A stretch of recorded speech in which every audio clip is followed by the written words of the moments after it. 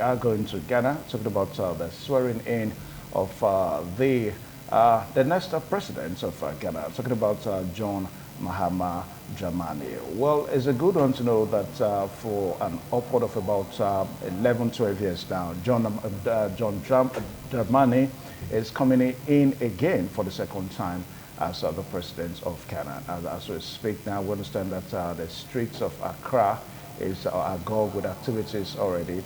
And of course, topmost, some world leaders, African leaders are right there in Accra.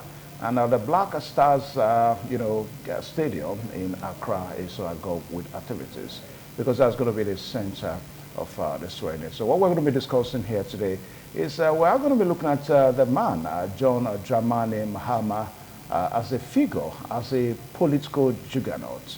And of course, we may also see what prospect he's going to be bringing into Ghana's political space in the next 3-4 years as it stands now. And to do all this this afternoon, we're so privileged to have erudites, Syria author, and of course, international conflict resolution experts, the very Nowita Egbutako. Nowita, it's a pleasure to have you. Thank you so much. I'm happy to be here today. Happy New Year. I wish you the same. All right. Thank you. All right, so we made some videos too, so as to let you see what it's like in the streets of Accra, Ghana. And of course, so that you can also have a first-hand information of what is going on in Ghana. Now, our own President Bola Ahmed Tinubu is right there in Accra, Ghana. And of course, it's going to be part of the swearing-in ceremony, today. That's going to be later on today. All right, so Nowita Egbutako, the man, John Mahama, Dramani Mahama, is perhaps not new to Ghana's political terrain. Little wonder he's clinching presidency for the second time. Against the backdrop that we understand that there were so many, confrontations during the campaigns, during the elections and all that. As a matter of fact, we understand that at the time he was a strong opposition and eventually he won. And also, against the backdrop that he has promised Ghana as a nation that he's going to revive the dwindling economy and also reposition Ghana back one more time, in the political spheres in the world. So how will he stand and how will his government promise in the next 4 years? That's what we're going to be looking at. So the man, John Dramani Mahama, as a person. Let's kick start it. Well, first of all, I say congratulations to the people of Ghana. I congratulate them because they have lived up to expectations. The electorate, to be specific, they have lived up to expectations. They have chosen the right leader to lead them. They are choosing the right leader in the sense that they fell out of, they resented the regime of Nana Akufo-Addo. Akufo-Addo had been there for about 10 years. In fact, it took Nana Akufo-Addo, to defeat John Dramani Mahama 2 times, to rule consecutively in Ghana. So now it's a new day in Ghana, a brand new day. I share in the euphoria. I share in the happiness. I share in the good tidings coming up from the street of Accra, because they have succeeded to elect a man of their choice. That's why I started by congratulating them, because the people resented Nana Akufo, who was there for about 10 years, because Akufo brought his vice president, Bamumia, to confront John Dramani Mahama, and given the harsh economic situations, given the situation, economic situation that was not going well with Ghanaians, Ghana became disillusioned with Nana Akufo-Addo, because it's a team. Akufo-Addo and his vice president, They were the ones that have been there. So instead, the Ghanaians choose to go for an opposition politician. And going for an opposition politician during the general elections is a fantastic development for Africa and Africans. And I want to congratulate again the people of Ghana. I want to congratulate the Electoral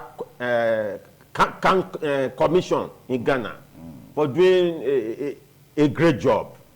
Because given what we have seen all over Africa before, it's a thing to be, it's a commendable thing that the Electoral Council or Committee or Commission, you know, just did a perfect job.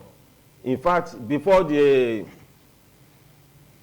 entire results were collected, the former vice president just considered defeat. It's a fantastic development. There was no questioning the process because the process was transparent, the process was smooth, and the popular mind eventually won. So I congratulate John Dramani Mahama for being the president that will be sworn in any moment from now. Yeah. So, and that shows a lot of resilience on his part. Because you need to have political resilience. You need to have courage. You need to have agenda. You need to have a blueprint. Because these are the things that sold him to the people of Ghana. And they bought his own political view. They bought his own agenda. And that's why he's president today. So it's a fantastic development for Africa. It's a challenge to other African capitals, Nigeria inclusive, that we are still finding, it hard or difficult, to go through smooth electoral process. Right. So John Dramani Mahama is a fantastic fellow. He has, for the past 10 years, after he lost in 2016, and he kept on. And he said he is the best guy for now. And the people have bought into his agenda. So it's a fantastic thing. I'm happy for him. I wish him well. Okay. Because he has said that, given his background, he has said that he's going to refuse the economy.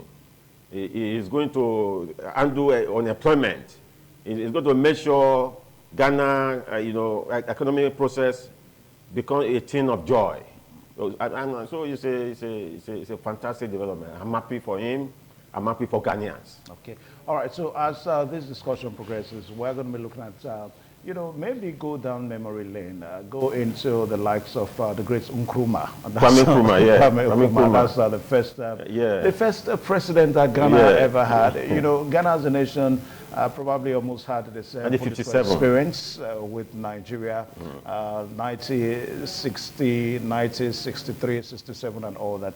Now, for the purpose of record, we understand that, Ghana's political periods can actually be arranged into periods, like what we have that between 1957 to 1960, that Ghana had a monarchical system of government. That was during the time of Queen Elizabeth II, and she was also, maybe the head of state. Ceremonial president of Ghana. Even in Nigeria.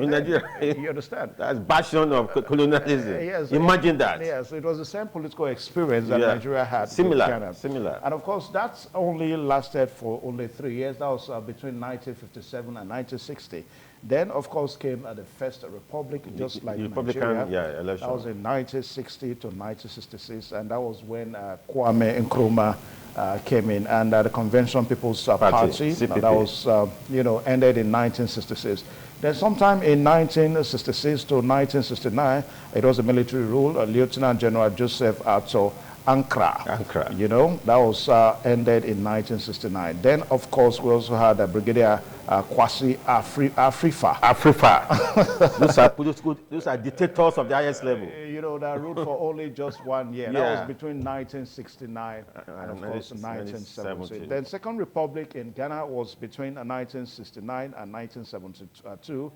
Edward Akufo-Addo and Progress Party PP that was ended in 1972. Then Kofi Abrefa Bosia, acting president, Progress Party, 1969 to 1972. Then we also had Ignatius Kutu Achimpong. He was of the National Redemption Council, Arrow, that's NROC, between 1972 and 1968. Then down until in 2017, we will have Nana Akufo-Addo, and of course, a New Patriotic Party, that's NPP, and down until 2025 now that John Dramani, has won the election. Now, let's, like what we said a while ago, that Nkrumah is a figure. Because I remember way back then, even in school, in primary school, very popular. Nkrumah was not just popular because he was a president. Father figure of Ghana. He was popular because of the fatherly figure that he brought into Ghanaians, political space. So after then, we began to have series of presidents and all that now. So let's take Nkrumah and Uta Butako. Let's take Nkrumah as a person now. So what are the lessons do you think that successive presidents, as they come into power in Ghana, will learn? Perhaps let's start with this John Dramani. That's what to compare Nkrumah's legacy. Yeah, legacy. They like his personality, his legacy, and his political figure, lessons to learn. That's for Dramani Mahama to learn. Yeah. Yes. Kwame Nkrumah was the salt that seasoned Africa. I use that word, salt that seasoned Africa. He was one of the best of post-independent leaders. Focused, clear-headed, and he gave Ghana his best. But he has his shortcomings. His shortcomings led to the downfall. Anyway, we'll discuss that. But let's look at the positive aspect of Kwame Nkrumah. Nkrumah was president, and Nkrumah brought Ghana to a height unheard of. Nkrumah's Convention People's Party was pro-people. I remember under Nkrumah's regime, the dam, the famous dam in Ghana was built to generate electricity and all that. Nkrumah was a fantastic president. One of the things he did, he was the founding fathers of OAU, Organization of African Leaders. Nkrumah had this clout. Educated in the United States. He was a political scientist, a PhD. And he brought all those theoretical dimension and perspective to play, running day-to-day government in Ghana. Nkrumah was popular. Nkrumah brought dignity to Ghana and Ghanaians. And we were not surprised because Nkrumah invented the word neocolonialism. Kwame Nkrumah invented the word neocolonial. He was the father of neocolonialism doctrine. That's the recent colonialism. Neocolonialism. Nkrumah saw that because he saw what Ghana went through during the colonization, and he swore that he will not allow the colonial masters to come and overrun Ghana. You understand? So, and when he became president, the forces came to fight him. New colonialists from the West, from Britain, from America, from everywhere. Not from the Eastern flank, not from the Soviet Union anyway. So, Nkrumah stood to defend Ghana's sovereignty. He coined the word new colonialism. He said, there's a new danger. Apart from the dependence that has spread all over Africa, Nkrumah said there's a new danger. There's a new wind blowing across Africa, the wind of neocolonialism. He said Africa and Africa must fight to prevent neocolonialism from taking over the whole continent. So Nkrumah gave Ghana his best.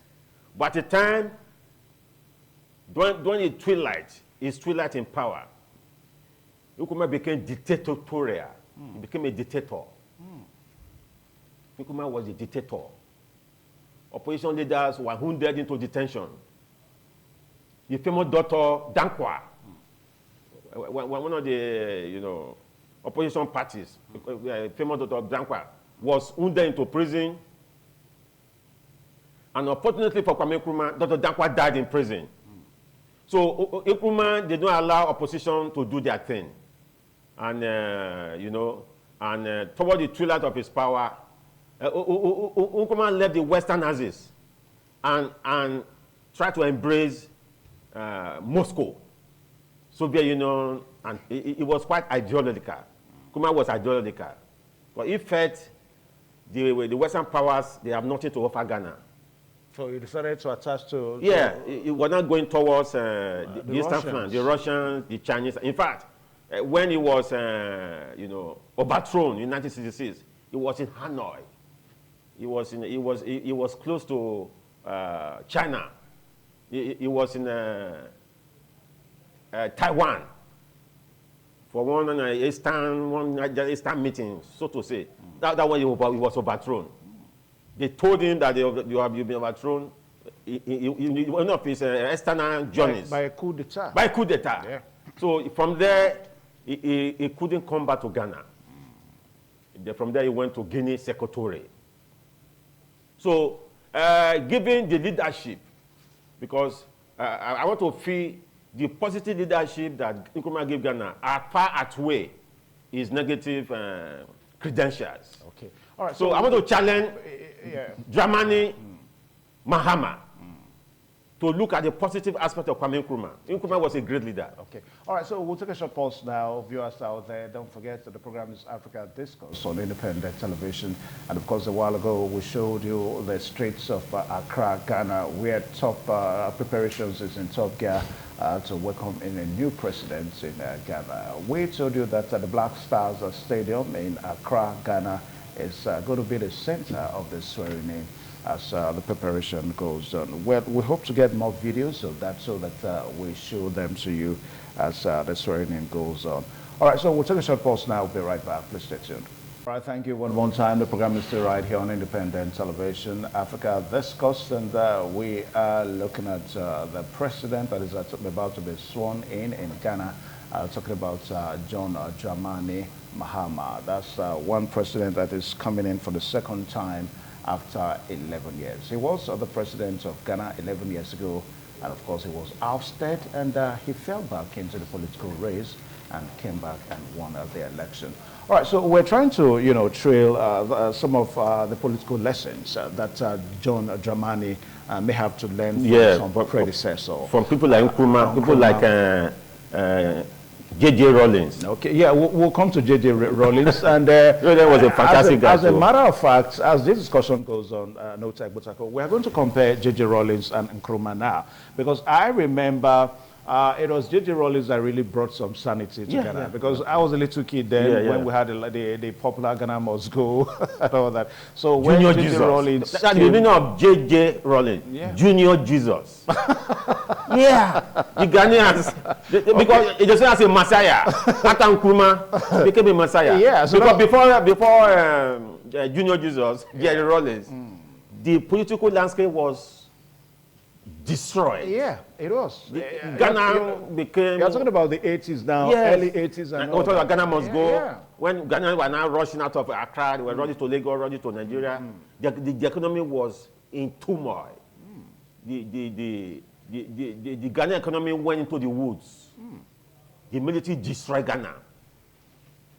So when J.J. Rawlings came, he brought it of sanity. And he had to execute some of these guys. Yes. General Afefa, General Achimbong, name all these, according guerrillas. Yeah. African guerrillas who did not mean well for African and Africans. So they turned the port of Ghana upside down. But Junior Jesus came and turned the thing around. It was the credit of Junior Jesus that we have a political arrangement now in Ghana. Yeah, but don't you think that may have also been threatened? I mean, if you look at recent developments in Ghana now, perhaps J.J. Rawlings is one man that people may say ever since he came into Ghanaian's political space. They've really not had a leader like J.J. Rawlings. And you ask people, they will tell you that Nana Akufo was one president, J.J. Rawlings was another, and after that, Ghana has really not had a good president, as it were. You want to speak on that? Well, I think if Nana Addo was a bit okay.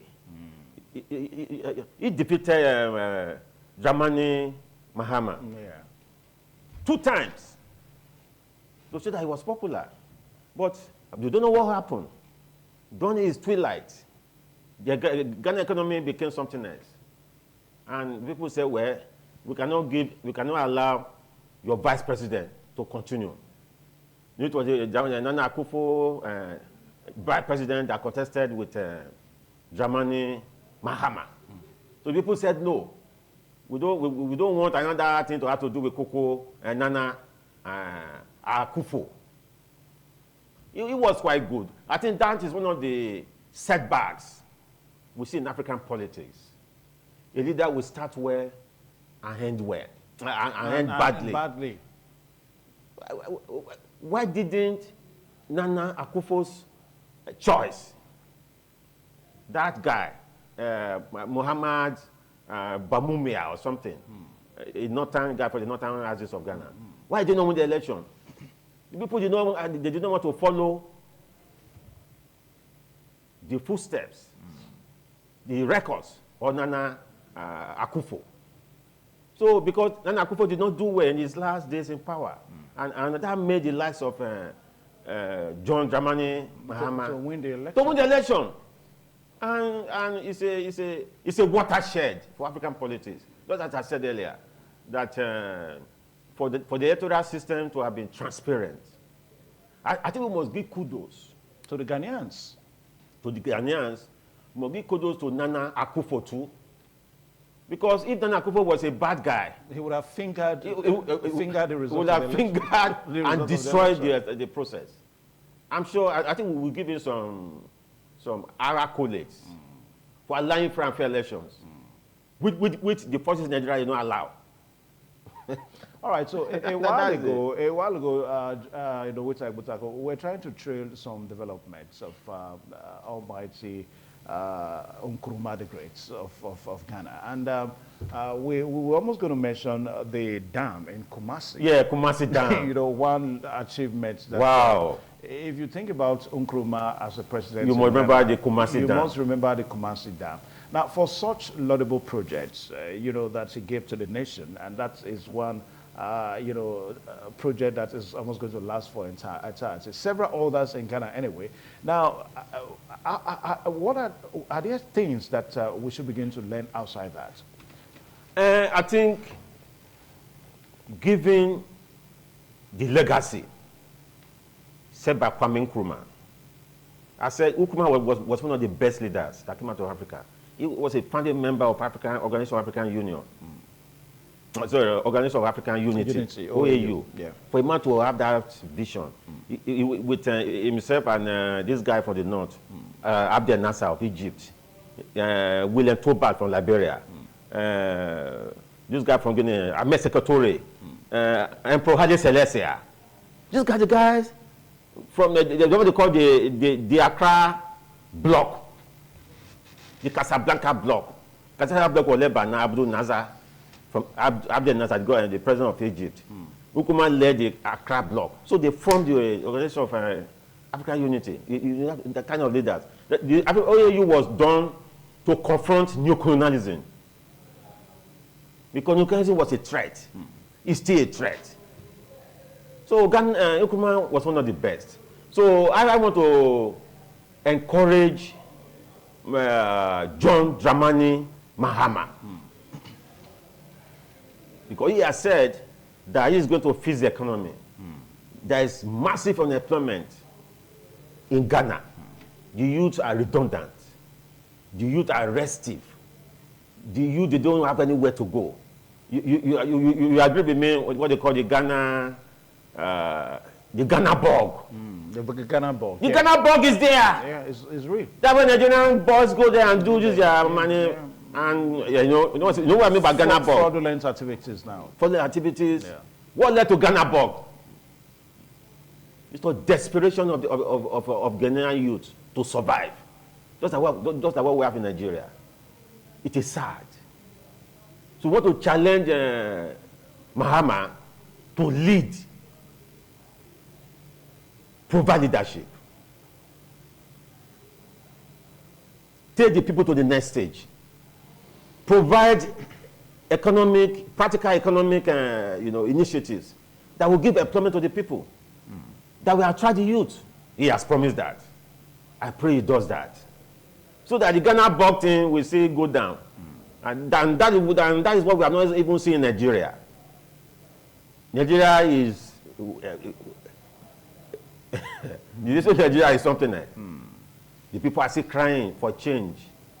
So if we now have a Mahama that was elected by the people, not forced on the people, unlike Nigeria. Let us be careful with that. It's my opinion. Let's be careful with that. So, yeah, it's the people's choice. So he has a historic mandate, a rare opportunity for him to correct things. Yeah. Take the youth from the street, discourage the youth from Ghana bug, from ritualistic money craze and all those stuff.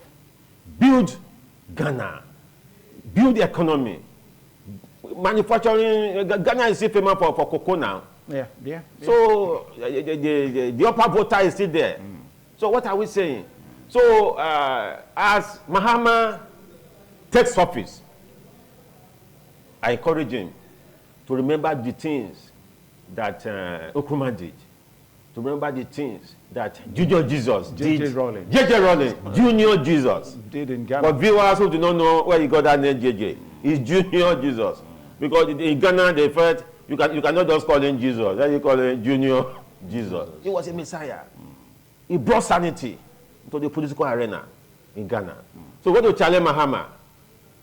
Look at Nkrumah's records, look at J.J. records, and provide leadership. Okay. All right, so we'll take a short pause now. The program is still Africa Discourse on independent television, and we are looking at Ghana's political story, and also, talking about the new president that is about to be sworn in Ghana. We showed you videos a while ago of the streets of Kumasi, whereby activities are in top gear to ensure that this new president comes on board. And our own president, President Bola Ahmed Tinubu, is also right there in Accra, Ghana. All right, so we'll take a short pause. When we return, we really look at Ghana's economical issues and all that, because for some people, they will tell you that perhaps what Ghana has been suffering in the past 3-4 years economically is probably a part of the global economical issue. So you really need not to rest it in Ghana that it's probably because of bad administration and all that. But as economists, we always have it. There's always a domestic point of view and a domestic angle in handling issues in nations all around the world. We'll take a short pause. We'll be right back. Please stay tuned. Thank you so much. The program is still right here on independent television, and we are talking about Ghana's political history and activities. Talking about the swearing in of John Dramani Mahama, who is the next president of Ghana. Now, Nowita Ibutako, a while ago, we're trying to look at the political, the economic experience that Ghana has had over the years. Now, it's almost somehow synonymous or similar now to economical issues in the West African nations and all that. Now, what Ghana may have experienced economically in the past 3-4 years is somehow akin to what has been going on in Nigeria. Now, would you want to say that it was really the fact that because they didn't have a good administration there, or the fact that it was just a global, economic issue that also swept into Ghana? Well, for me, given what we are seeing in Mali, given what we are seeing in Burkina Faso, given what we are seeing in Niger, there's no excuse for African leaders not to perform. I agree there's a global, economic recession, but the leaders should provide basic economic agenda that take the people from poverty, that will alleviate poverty, that will put some smiles on the face of the people. Corruption is an issue. Why did Nana Akufo, he won election 2 times? The last 4 years, during his 2 light, he could not perform. What are those factors that made it to win an election 2 times?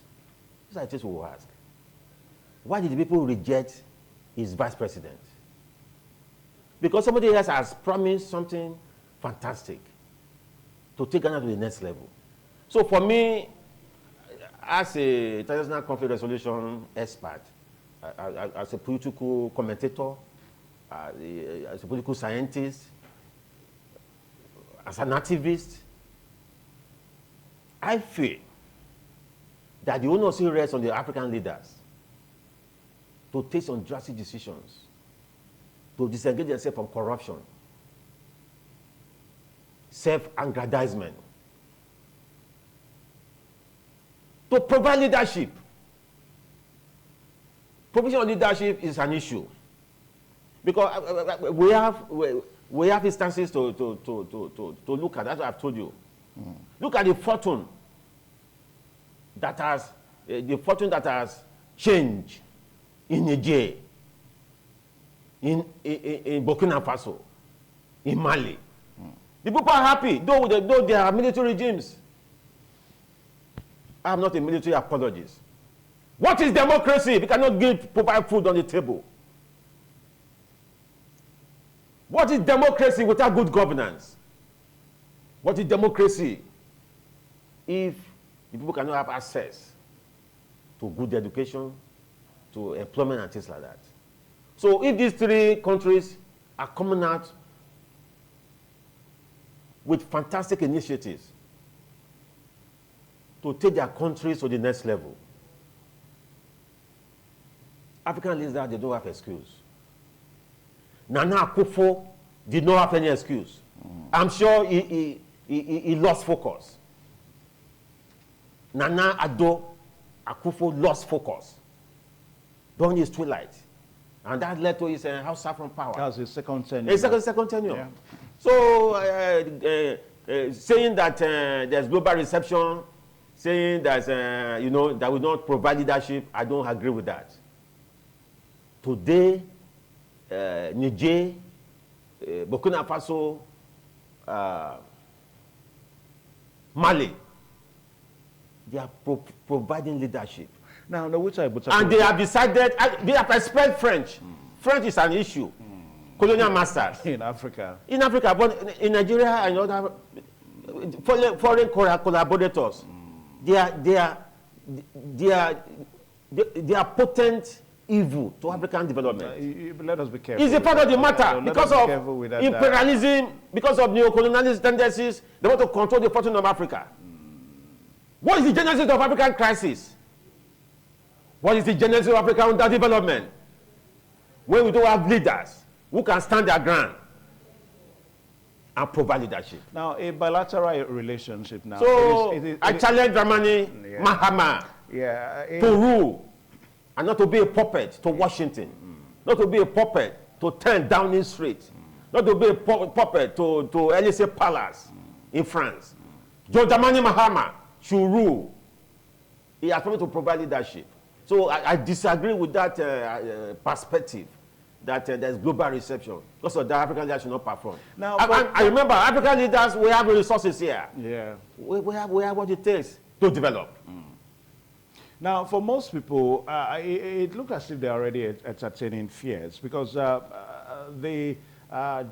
Dramani that we'll talk about now, remember he was vice president to Atamis. Yeah, Atamis, yeah. Around John Atamis. Yeah, Atamis died, and he came on board. Yeah. And of course, he also went through the election, he was elected, and Akufo-Addo came in and all that. Now, what do you think is really wrong with second time, of our leaders in Africa? Is that what I'm saying?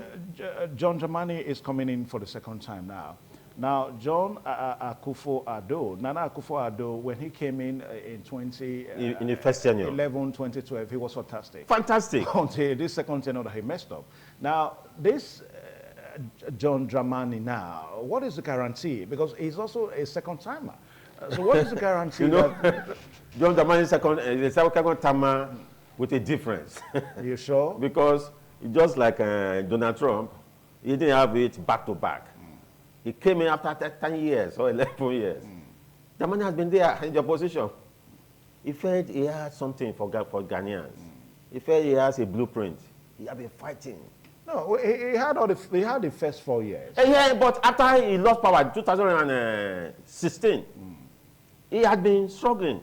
After he left the presidential palace, the flag house in Accra, after he left the flag house in 2017, he had been struggling to come back to power.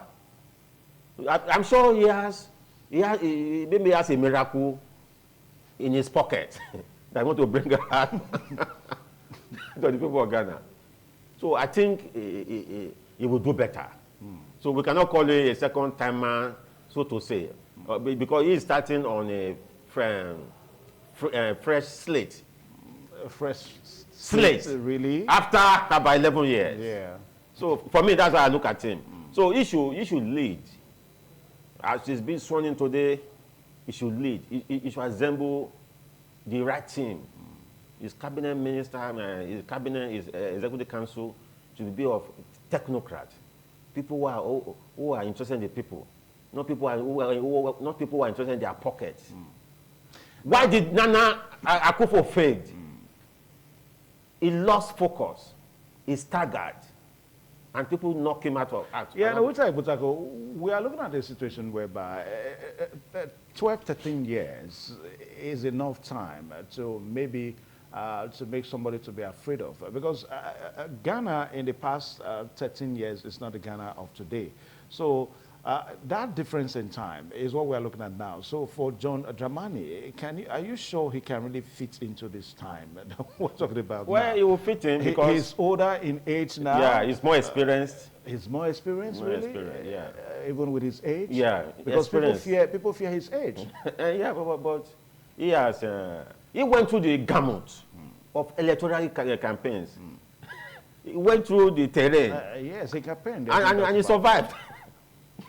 And I'm not sure, looking at him, looking at his background, he doesn't have any ailment. He doesn't have an health issue. So I'm sure he's quite healthy. He's about 67 of age, yeah. 67, middle 60s. That is the age when Soviet leaders in the Eastern Front, they call them young men. During the Soviet Union. As from 60s, they call them a young leader, imagine. For me, at 60, Dramani Mahama is a young man. Now, if you want to compare the age different, the age that he was 13 years ago. Yeah, he is now. So I'm sure he can do it. He can do the magic. And the Ghanaians, they trusted him. They have studied him. They studied his blueprint. He has promised them this. I'm sure he will do something. I see him having a second tenure. Okay. So that I see him using this tenure to put smiles on the face of Ghanaians. That's why I look at him. Because if the electorate did not see anything good in him, I'm not sure they will return him to power.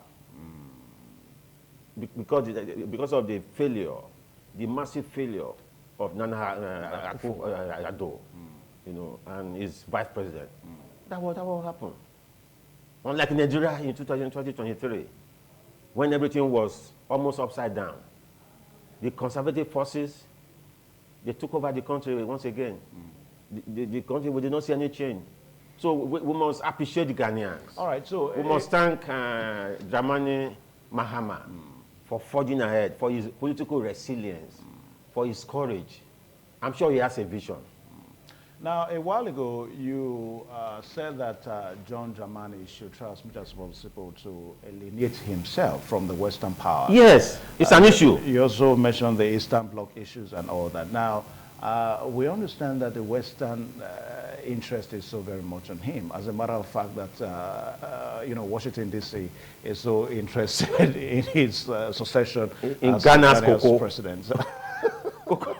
You call it all this imperialist. it's bilateral relationship now. But he has to follow the affairs, not to the disadvantage of Ghana and Ghanaians. The problem we have in Africa, all over Africa, in most African countries, is that the African leaders, they follow the affairs to the interest of the colonialists. Of the colonialists. So disadvantage of this thing. Yeah. Why would some African leaders be talking about IMF loan, for instance?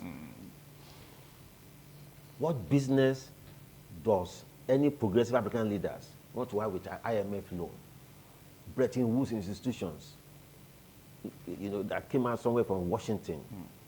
These are institutions that were instituted. Yeah, but we need the loans. I mean, we loan do you have when we have resources in Africa, in most African countries? It is mismanagement of our resources. Corruption is an issue. Are we saying, for instance, Nigeria is not blessed? If we have leaders who can carry the people along, for instance, in America now, for instance, let's quickly talk about America, in a few minutes. Look at the billionaires that have surrounded themselves with Donald Trump. Look at Elon Musk and the rest. Can't billionaires in Nigeria, billionaires in Accra, can't they surround Mahama?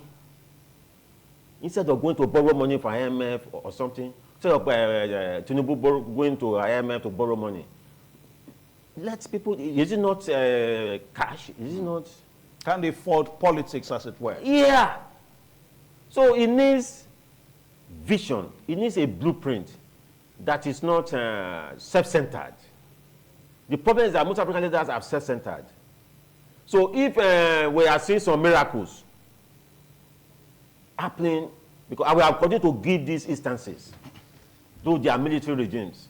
If we see some progress, today Burkina Faso is not debt-free.